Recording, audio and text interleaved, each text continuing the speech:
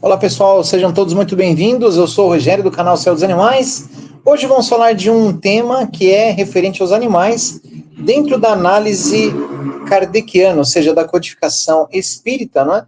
Quando se deu esse processo, como ele se iniciou, algumas informações aí importantes referentes ao tema e o que a gente pode de repente comparar, não é, uma época aí lá para os idos de 1857, quando foi a primeira publicação. E a publicação que nós vamos dar um enfoque é de 1865. Nós estamos no ano de 2024, então teve aí, não é, um salto de informações referentes aos nossos queridos animais. E como o nosso canal fala de animais e espiritualidade, eu pensei assim, poxa, eu vou fazer aqui uma playlist sobre esse tema que é bastante vasto e nós vamos analisar juntos aí as informações contidas no Livro dos Espíritos referente aos animais. Antes de mais nada, peço que você se inscreva, habilite o sininho, deixe o seu like e roda a vinheta.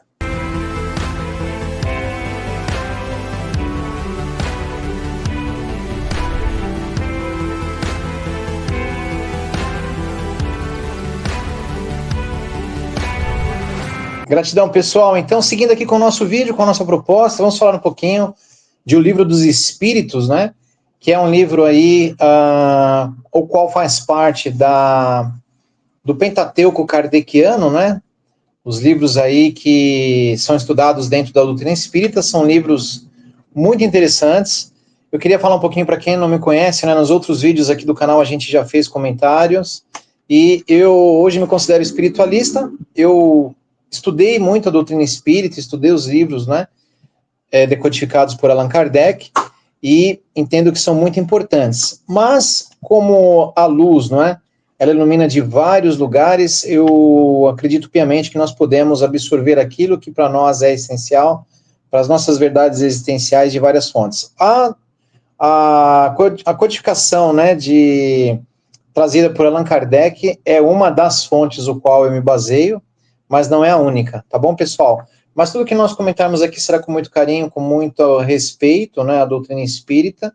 Hoje, espiritualista que sou, é uma das fontes o qual eu me alimento aí dentro do meu aprendizado, tá bom? Então, a primeira edição, né, o lançamento de O Livro dos Espíritos, 18 de abril de 1857, tá bom? Nessa edição, nós não temos muitas referências sobre os animais.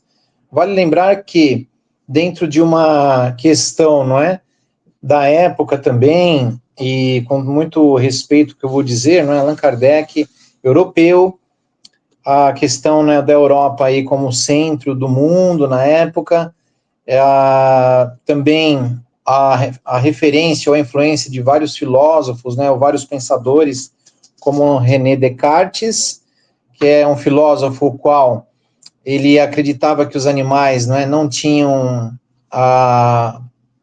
nenhuma outra finalidade além de serem máquinas de consumo e de uso, né? E nessa questão, então, a gente tem aí um pouco de influência, né? Claro que todos os pensadores trazem alguma reflexão e muitas vezes, né, dependendo do nível desses personagens, eles podem sim influenciar, não é?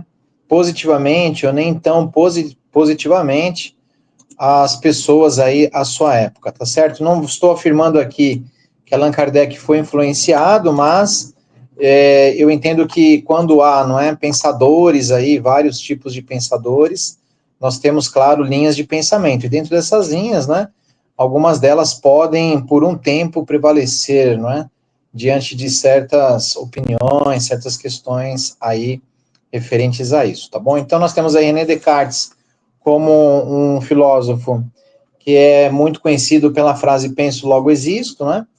E nós temos, então, aí uma visão de René Descartes sobre os animais, não como seres com uma condição de alma, né? Uma condição aí de uma inteligência mesmo que rudimentar. São apenas seres servis, né? E isso realmente é algo que ele tinha como consciência dele pessoal, né? Então, nós temos aí um ponto interessante para nós refletirmos sobre, que em 1857, a primeira edição, então, de Allan Kardec, não é, no Livro dos Espíritos, não tinha nada sobre os animais, tá certo? Já em 1865, nós tivemos, então, aí um salto, né? E aí sim nós já temos aí um capítulo, né? E nesse capítulo nós temos aí essencialmente a fala sobre na verdade seria a parte da segunda, da parte segunda, né? Do mundo espiritual, o mundo dos espíritos. E este capítulo é intitulado Dos Três Reinos, os animais e o homem, tá? Então, o capítulo é dos três reinos, os animais e o homem. Então, 1865, já temos aí, então, um avanço, né, nessa questão, onde Kardec traz aí à tona, né, o tema sobre os animais, né? Então, há na minha opinião, há um avanço, há uma evolução, né, dentro até mesmo da obra de O Livro dos Espíritos, tá certo? Então, o que nós vamos aí entender sobre esse processo dentro dessa proposta, né, de inclusão aí dos animais na obra de O Livro dos Espíritos? Então, pessoal, o que eu quero dizer com isso? Na verdade, René Descartes, ele morreu em 1650, né, 11 de fevereiro de 1650. Nós estamos falando do livro de 1857. Aí podem comentar assim, mas eles nem eram da mesma época. Mas o pensamento, né, o pensamento, de repente, foi aquele pensamento que se difundiu em uma determinada época, e esse pensamento, de repente, se alastrou de tal forma que, às vezes, as pessoas se apegam em um pensamento ou em uma verdade, né, de alguém para defenderem suas próprias teorias ou condutas, né? A gente pode, de repente, trazer isso um pouquinho para o nosso século, né, em pleno século XXI, com todo respeito à questão do consumo animal, mas, por exemplo, vegetariano como sou, entendo que é possível, né, se abster da alimentação da carne, visto que em questões de saúde eu sigo de uma forma bem interessante, sem a necessidade de consumir essa questão. Mas longe de julgar quem o faz, tá bom? Mas eu estou dizendo o seguinte: às vezes nós nos apegamos com argumentos para explicarmos nossas próprias decisões. Nós sempre reforçamos, não é, as nossas atitudes através de pensamentos ou de teorias que foram concebidas por alguém e nós nos simpatizamos por aquela situação, aquele pensamento e pegamos aquilo como uma verdade para a nossa própria defesa, né, diante das nossas decisões. Então, quando a gente fala dessa situação de René Descartes, né, que era esse pensamento, olha só a questão da possibilidade de influência ou de repensar as coisas, né? Se nós pensarmos em relação a épocas, nós temos aí uma obra muito importante que fala dos animais naquele momento, e nós temos talvez um dos principais momentos da história em que os animais possuem aí uma percepção, né, de alguém voltada para eles com um intuito maior, né? Então, esse intuito gigantesco aí em relação a isso. Vamos falar então um pouquinho dessa circunstância, que é justamente, não é, o livro de Charles Darwin, A Origem das Espécies e a Seleção Natural. Esse livro foi, então, publicado em 1859, olha só o link histórico. Livro dos Espíritos, 1857. Nada consta sobre os animais dentro da obra. Quando nós temos, então, A Origem das Espécies, em 1859, que foi um grande marco, né, dentro da publicação dos livros referentes a animais, ele traz um pensamento sobre a seleção natural, né? E dentro desse pensamento da seleção natural, eu faço crer que Kardec, um contemporâneo de Darwin, muito estudioso que era, com certeza, né, de repente foi movido por essa curiosidade em saber sobre o livro. E acredito que isso acabou movimentando também, não é, as intenções e de repente até essa reflexão. E aí isso eu quero dizer, né? Então olha só a questão histórica aí prevalecendo, né? A gente tem antes da origem das espécies um pensamento mais dos animais como apenas objetos. Aqui na origem das espécies, na minha opinião, há um despertar de reflexão sobre os animais, né? Sobre essa questão da seleção natural, inclusive, tá certo? Então, pessoal, é importante lembrar, né, que esse livro é um clássico, tá certo? E ele é um clássico que revolucionou a forma como o mundo passou a interpretar a evolução dos seres vivos, né? Então, incluindo a gente, na verdade, nós seres humanos, né? Então, ele teve essa intenção de auxiliar, não é, o avanço do saber científico, trazendo as ferramentas para percebermos as diferentes espécies que existem ou existiam, né? E isso chacoalhou muito, né, os campos, né, da ciência relacionados aos animais, e inclusive essa questão, né, da teoria da seleção natural, ela veio a ser utilizada no campo dos seres humanos, né? E aí o Darwin, nessa obra, ele realçava que todos os animais, todos os seres, na verdade, né, seres vivos, lutam pela sobrevivência. E é muito interessante que também, não é, ele fala sobre a extinção de espécies ao longo das eras, né? E é uma regra e não uma exceção, tá certo? Então, ela nos fala, por exemplo, sobre as modificações dos seres, né? As questões que às vezes parecem imperceptíveis, né? E são mudanças, às vezes não, desculpa, são mudanças essenciais para permitir que aquela espécie consiga sobreviver, por exemplo, né? Mas, pessoal, o que me leva a um pensamento simplista, né, sobre essa questão do livro A Origem das Espécies de Darwin, é que ele traz um pensamento, na minha opinião, muito importante, que é mostrar que nós, humanos, não somos o centro do universo, tá? Nós somos apenas mais um ser vivo entre tantos outros seres vivos que permeiam aí, que estão no planeta, tá certo? Inclusive, eu vou aqui fazer uma leitura, né, do prefácio, que é muito pontual nesse sentido. Se Galileu foi o primeiro a ver com os próprios olhos os confins do sistema solar e imaginar a imensidão do universo, Darwin talvez tenha sido o primeiro a enxergar na longínqua origem da biodiversidade a razão do fenômeno humano. Galileu nos demoveu da certeza da grandiosidade astronômica de nosso planeta, e Darwin nos convenceu da pequeneza biológica dos humanos. Por Nélio Biso. Então, pessoal, isso é muito importante, porque às vezes nós achamos, né, que estamos numa condição muito diferenciada dos animais. Pela biologia, nós somos animais, tanto quanto os animais, né? E aí, essa questão mais enfática, né, dizer que nós estamos numa condição hominal, porque temos a racionalidade, ok, nós somos seres dotados de uma diferenciação muito importante, eu concordo. Mas eu acho que é importante nós entendermos que todos os seres viventes têm, não é, essa chama de tentar preservar a própria vida.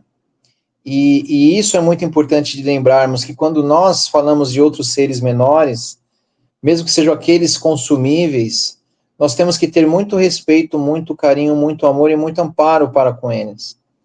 Então, eu entendo que até mesmo na hora de um abate, na hora em que você está ali ceifando a vida de um ser menor, que faça com respeito, né, com reverência a essa força, né, criadora, essa força essencial que nos permitiu estarmos vivos e também os animais, tá bom? Deixe seu comentário, claro que a gente aqui, né, nós não estamos dizendo que somos donos da verdade, estamos analisando por um prisma existencial da nossa experiência, tá bom?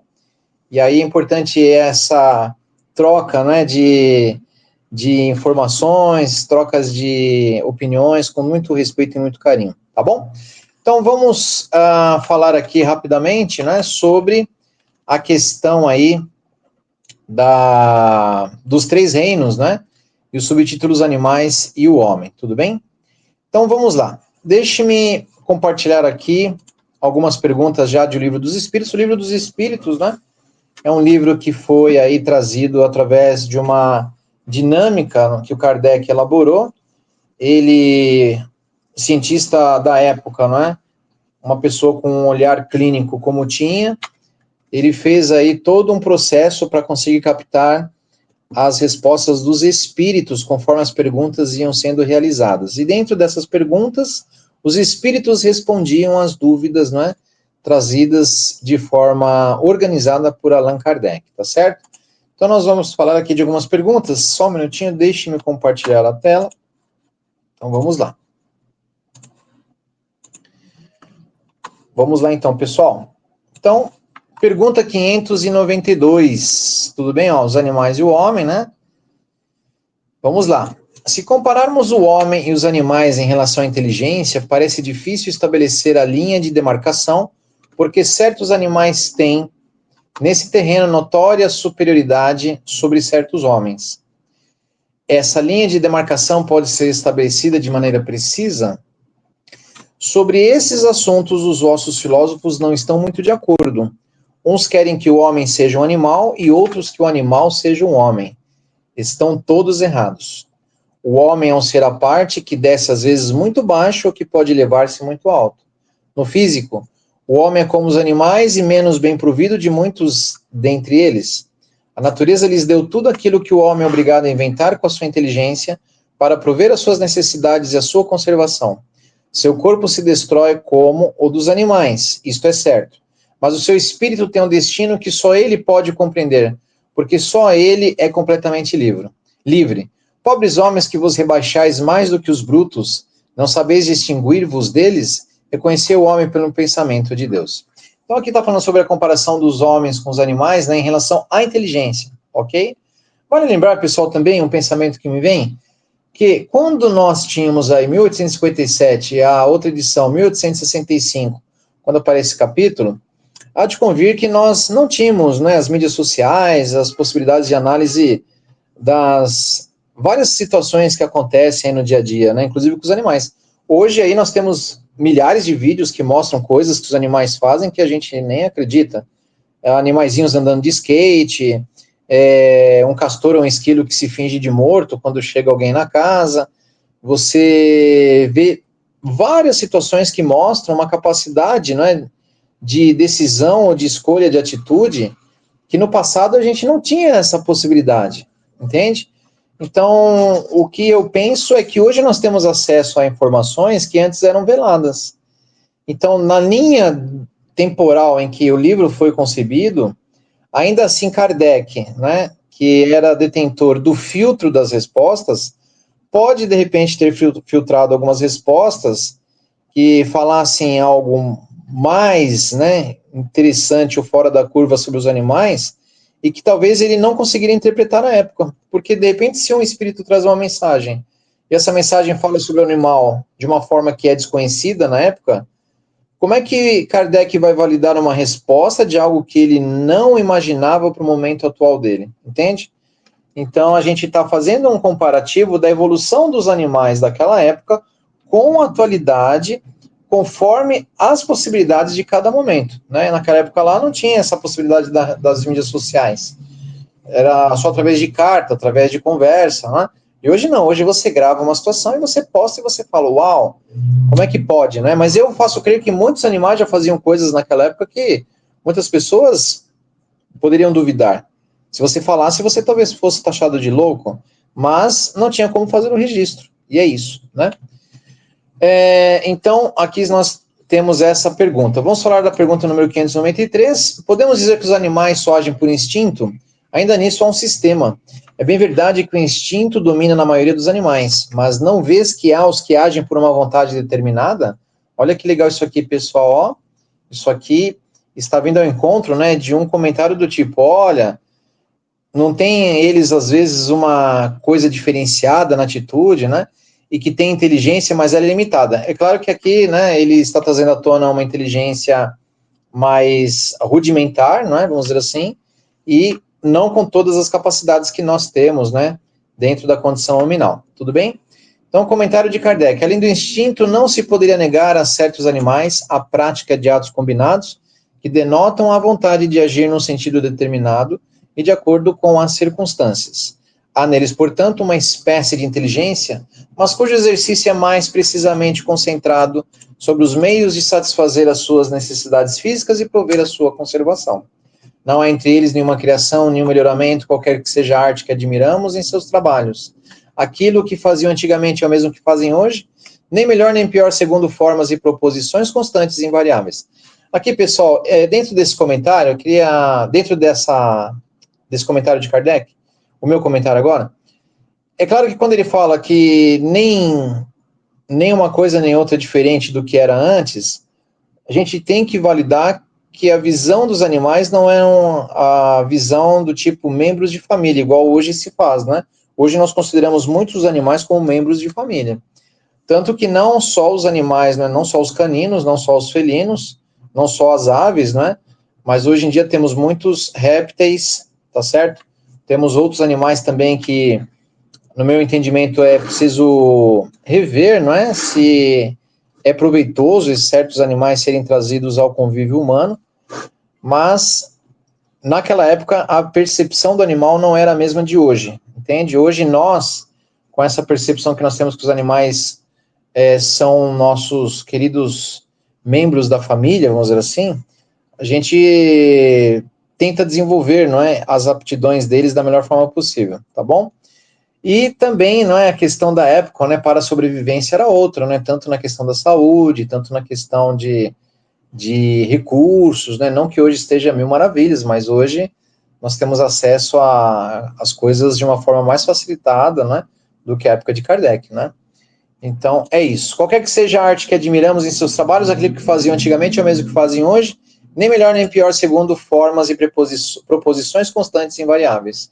Os filhotes separados de uma espécie não deixam de construir o seu ninho de acordo com o mesmo modelo, sem terem sido ensinados. Se alguns são suscetíveis de uma certa educação, esse desenvolvimento intelectual sempre fechado em estreitos limites é devido à ação do homem sobre uma natureza flexível, pois não fazem nenhum progresso por si mesmos, e esse progresso é efêmero, puramente individual, porque o animal abandonado a si próprio não tarda a voltar aos limites traçados pela natureza. Bom, é isso. Vamos lá. 594. Os animais têm linguagem? Se pensais numa linguagem formada de palavras e de sílabas, não. Mas no meio de se comunicar entre si, então sim. Eles se dizem muito mais coisas do que supondes, mas a sua linguagem é limitada, como as próprias ideias, as suas necessidades. Olha que interessante o comentário dos espíritos aqui, pessoal, sobre a linguagem entre os animais, né? Que eles dizem muito mais coisas do que nós supomos. Então, nessa hora, eu fico me perguntando, né, quando os cães começam a latir uns com os outros, que tipo de conversa eles estão tendo, né? Que tipo de palavreado eles estão falando? Na verdade, palavreado não, desculpa, não há palavras, né? Mas que tipo de código de mensagem, né, está chegando um ao outro e o porquê daquilo, né? Muito interessante. Tomara que nós, em algum momento, né, consigamos aí decodificar isso através de algum aparelho que faça uma leitura, sei lá, pelo jeito que se late, né? Pelo jeito que se mia, pela forma como aquele som é emitido e coisas do tipo, né? Mas o interessante é que realmente existem muito mais coisas que nós ainda não imaginamos, né? Então vamos lá. 594. Há animais que não possuem voz. Esses não parecem destituídos de linguagem? Compreendem-se por outros meios. Vós, homens, não tendes mais do que a palavra para vos comunicardes? E dos mudos que dizeis? Os animais, sendo dotados da vida de relação, têm meios de se prevenir e de exprimir as sensações que experimentam. Pensas que os peixes não se entendem? Isso é interessante, né, pessoal? Os peixinhos ali, dentro da sua interação, eles possuem mecanismos também, não é, tanto de defesa quanto de ataque, que a gente, se parar para pensar, a gente avalia, caramba, né? Como é que pode, né? Como é que consegue, né?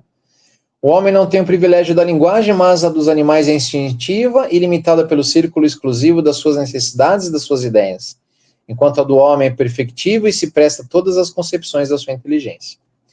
Comentário de Kardec. Realmente os peixes que migram em massa, bem como as andorinhas que obedecem ao guia, devem ter meios de se advertir. Me vê agora o pinguim, né, pessoal? De se entender e de se combinar. Talvez o façam entre si, ou talvez a água seja um veículo que lhes transmita certas vibrações. Seja o que for, é incontestável que eles dispõem de meios para se entenderem. Da mesma maneira que todos os animais privados de voz e que realizam trabalhos em comum. Deve-se admirar diante disso que os espíritos possam comunicar-se entre eles sem o recurso da palavra articulada? Ok, legal. 595. Os animais têm livre-arbítrio? Não são simples máquinas como supondes. Ó, que legal. Ou seja, como supondes, né? Então, pensamento René Descartes. Hoje, século XXI, pensamento de muita gente que vai na linha de René Descartes. Tá certo? Eu estou do lado de Charles Darwin e estou do lado de Marcel Benedetti, que é um veterinário, já está no plano espiritual, mas é, no caso, espírita, né? Escreveu aí Todos os Animais Merecem um Céu, uma obra maravilhosa. Temos vídeos aqui no canal, inclusive, né, pessoal, que a gente fez um trabalho aí contando as histórias do livro, fazendo uma versão aí de ensinamento, né, daquelas mensagens, muito legal também. Peço que você procure aqui no nosso canal, tá bom? Então vamos lá. Os animais têm livre-arbítrio? Não são simples máquinas como supondes, mas sua liberdade de ação é limitada pelas suas necessidades e não pode ser comparada à do homem. Sendo muito inferiores a este, não têm os mesmos deveres. Sua liberdade é restrita aos atos da vida material. Eu discordo um pouquinho nessa frase sendo muito inferiores a este, né? E essa questão de ser muito inferior é uma frase que fica um pouco vaga, né? Aquele que faz a leitura do Livro dos Espíritos pode levar isso para um caminho que não é legal. Muito inferior pode dizer o que é. Muito inferior intelectualmente, muito inferior no sentido evolutivo, muito inferior. Então, acho que aqui essa resposta é um pouco complexa, né? De se fazer uma análise mais, assim, mais acurada, né? Por quê? Porque quando nós falamos de mais inferior, na minha opinião, tá? Eu entendo que os animaizinhos estão numa condição de evolução específica para eles, para o momento, para o tempo e espaço deles, mas muitos seres animais, eles trazem uma demonstração de amor, uma demonstração de fidelidade, que nós, mesmo sendo humanos, nós ficamos muito para conseguir esse grau de evolução em relação a essa doação, essa dedicação, entende? Então, para mim, eu não consigo entender como muito inferiores, na minha opinião. Eu entendo até que eles são mais superiores que muitos de nós em alguns campos, né, da, da relação, né, com os humanos. Então, por exemplo, quando você vê um animal que sabe como tratar o outro, né, como sabe quando o seu dono está mal, quando tenta ajudar, quando tenta salvar, quando tenta resgatar, eu não entendo que são inferiores. Os São Bernardos, né, que são famosos aí pela questão dos resgates, né, em lugares gelados. Então, para mim, né, essa frase aqui, dentro dessa análise, lembra que nós estamos analisando, né, esse trecho dentro do Livro dos Espíritos, a gente está fazendo um comentário, que é um comentário de percepção pessoal, tá bom? Cada um tem o seu, obviamente, ok? Então, vamos lá. 596. De onde vem a aptidão de certos animais para imitar a linguagem do homem e por que essa aptidão se encontra mais entre as aves do que entre os símios, por exemplo, cuja conformação tem mais analogia com a humana? Conformação particular dos órgãos vocais, secundada pelo instinto da imitação. O símio imita os gestos, certos pássaros imitam a voz. Ok, aqui, né, falando sobre a questão da imitação, e o espírito responde sobre a questão da capacidade biológica, né, de cada ser. Mas eu vou além, claro, né, com a percepção do nosso tempo, né, e minha também pessoal.